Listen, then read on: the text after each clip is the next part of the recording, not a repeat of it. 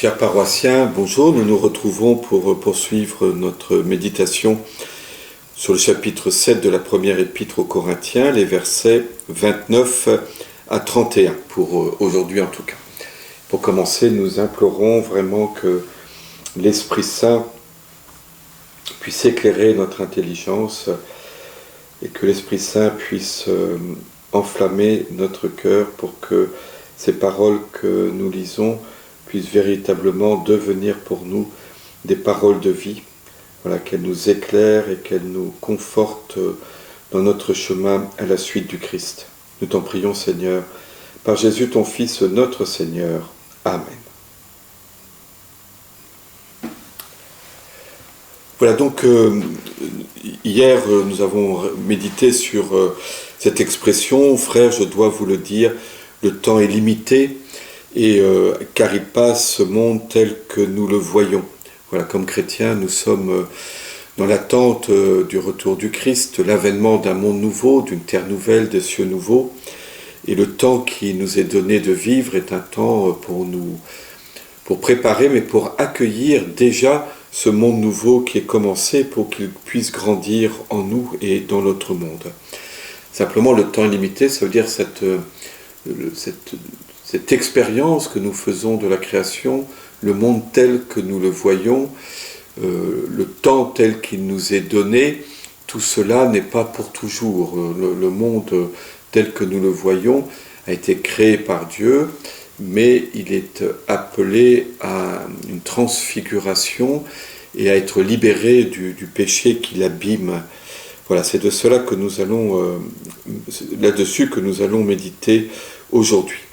Donc, il ne faut pas comprendre ces versets 29 à 31 comme un appel à un désengagement de nos responsabilités, qu'elles soient familiales, qu'elles soient économiques, sociales, de nous désengager du travail ou de nous désengager de notre investissement dans la vie sociale et dans la vie politique.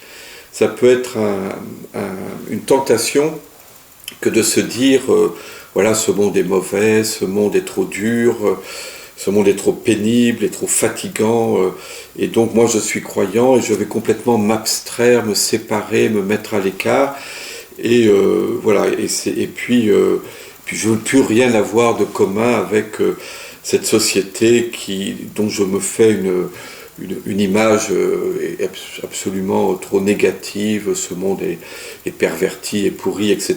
Toutes ces choses que parfois nous pouvons entendre. D'abord parce que le monde, avec son péché, il est bien à l'intérieur de nous-mêmes. Et donc nous pourrions partir vivre en ermite au sommet d'un phare sur une île déserte, le monde serait toujours avec nous. Hein, voilà, nous l'emportons avec nous. Et la grâce de Dieu est une grâce qui vient nous purifier à la racine, qui vient purifier notre cœur, et cela au milieu même du monde tel qu'il est, avec ses tensions, ses difficultés, ses fracas, son péché surtout, voilà. Hein, mais c'est pas simplement les autres, il est aussi à l'intérieur de nous-mêmes. Donc il ne faut donc pas comprendre ce texte de saint Paul comme un appel à se désengager du monde. Mais à pouvoir reconnaître à l'intérieur du monde tel qu'il est les signes du royaume de Dieu présent en germe et à œuvrer dans le sens du royaume de Dieu. C'est-à-dire que nous vivons nos engagements dans le sens du royaume de Dieu. Alors je prends un exemple, celui de la vie familiale. Paul nous dit ici, dès lors ceux qui ont une femme soient comme s'ils n'avaient pas de femme, et j'imagine que la réciproque. En fait, l'Église enseigne dans sa tradition qu'il est tout à fait absolument légitime pour des chrétiens de se marier. Bien entendu, d'ailleurs Paul le dit ici à 2 reprises, hein, si tu te maries, tu ne pêches pas. Il fait lui-même, il dit que demeurer seul, demeurer dans le célibat est plus adapté au temps que nous vivons, mais que celui qui se marie ne commet pas de péché. À partir de là, donc, je vous l'ai déjà dit, la tradition de l'Église a toujours reconnu la pleine légitimité du mariage, alors avec des nuances, voilà. Mais en tout cas, la pleine légitimité du mariage. En même temps, dans la tradition, et fidèle à saint Paul, l'Église a enseigné jusqu'à présent, même si aujourd'hui les choses sont dites autrement, qu'il y a une supériorité de la vie consacrée sur le mariage. Mais attention, cette supériorité ne veut absolument pas dire que ceux qui sont dans la vie consacrée seraient plus avancés ou supérieurs à ceux qui sont dans le mariage. Ce qui vous l'est dit dans toute la tradition, c'est que la vie consacrée est une voie qui amène plus directement qui permet de vivre plus directement l'amour de Dieu que dans le mariage. Je reparlerai là-dessus, mais il y a bien des époux qui sont beaucoup plus saints que bien des consacrés. Depuis le Concile Vatican II, Jean-Paul II, voilà, ce thème de la supériorité de la vie consacrée sur le mariage n'a pas été redit, n'a pas été rappelé. Mais ce qui est dit plutôt, c'est qu'il s'agit de deux vocations qui se complètent et s'épaulent mutuellement. Mais par exemple, je reprends l'histoire, ce que je voulais dire sur le mariage, c'est donc un état de vie commun à toute l'humanité, même s'il se vit de manière extrêmement différente. Qu'est-ce que c'est que le mariage dans le Seigneur, le sacrement de mariage?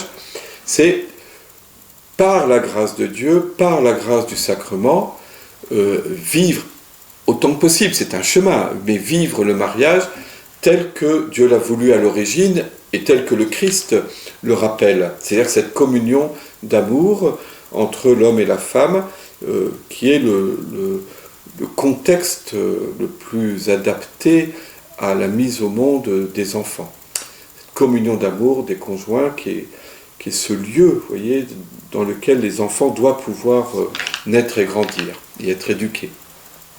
Personne ne le réalise parfaitement, mais nous sommes en chemin. Donc, vous voyez, la vocation chrétienne par rapport au mariage, c'est de vivre cette réalité humaine universelle de l'amour de l'homme et de la femme, du mariage, de la constitution d'une famille, dans la nouveauté du royaume.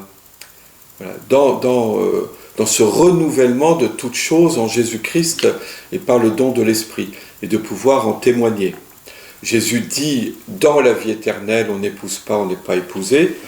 Donc il n'y a plus le mariage en tant qu'institution sociale destinée à la constitution d'une famille, puisque dans la vie éternelle, on n'engendrera pas d'enfants, bien entendu. Mais ce qui s'est vécu d'amour dans la vie terrestre, bien sûr, se retrouvera au ciel, complètement transfiguré. Et donc le mariage qui est vécu dans la force de l'esprit, dans l'amour que Dieu nous communique, ce mariage anticipe déjà le royaume à venir et comme une présence du royaume de Dieu déjà sur terre. Cela, on le dit du mariage, mais on peut le dire aussi d'autres réalités humaines. Par exemple, le monde du travail, le monde de la vie, de l'entreprise. Voilà, il ne s'agit pas, bien sûr, pareil, dans la vie éternelle, il n'y aura plus de travail, on n'aura plus à subvenir à nos besoins, mais il y a toute une réflexion sur le travail que par exemple Jean-Paul II a beaucoup développé, une réflexion sur le travail pour voir comment, d'une part, par son travail, l'homme collabore à l'œuvre de la création, il cultive ce monde dans lequel nous sommes, il ne le saccage pas, il ne doit pas le saccager, mais le cultiver pour lui permettre de produire tout son fruit, et que de ce fruit, l'homme puisse se nourrir et puisse grandir. Donc le travail fait partie de la condition humaine, hein. Le travail n'est pas une punition du péché, c'est son caractère pénible qui l'est, mais pas du tout le travail en lui-même. Adam, dans le paradis, travaille, puisqu'il doit cultiver et garder le jardin.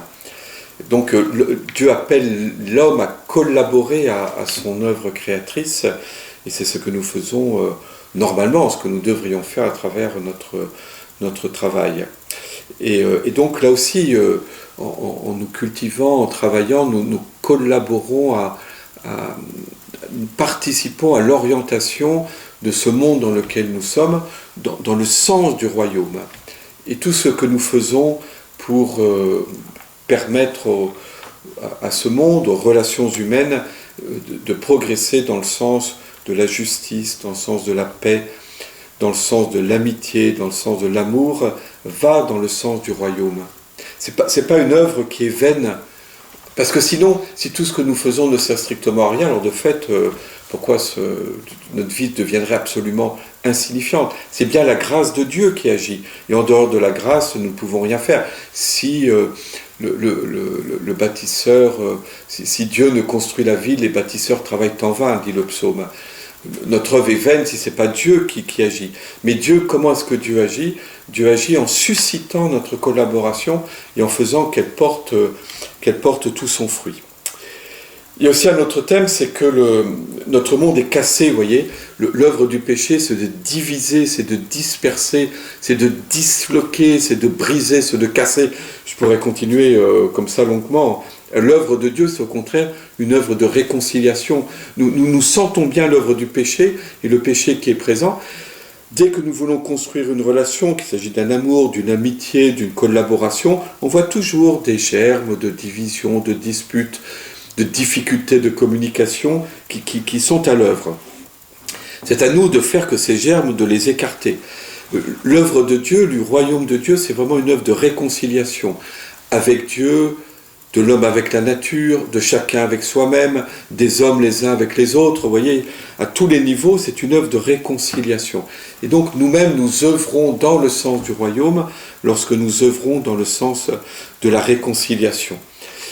Voilà, donc ce que je voulais vous dire, c'est qu'il ne faut pas comprendre saint Paul dans le sens d'un appel à fuir le monde, mais au contraire à nous engager dans le monde, et dans le monde à avoir en perspective le royaume de Dieu qui vient.